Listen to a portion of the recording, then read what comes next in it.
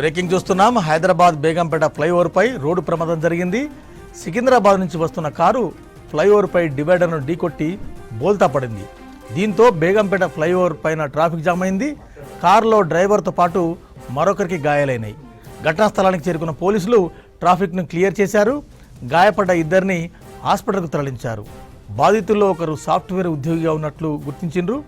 అతివేగమే ఈ ప్రమాదానికి కారణమని అనుమానిస్తున్నారు పోలీసులు.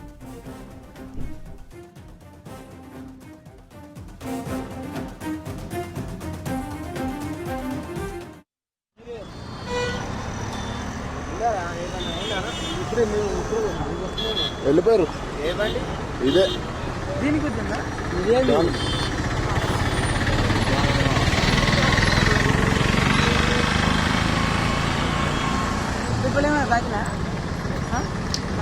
ఇప్పుడే ఉన్నాడా ఇద్దరు తప్పదు ఈ ఆన్సర్ తప్పదు చాలా అవే మీద తెలియదేమో బయట నుంచి వచ్చిన వాళ్ళు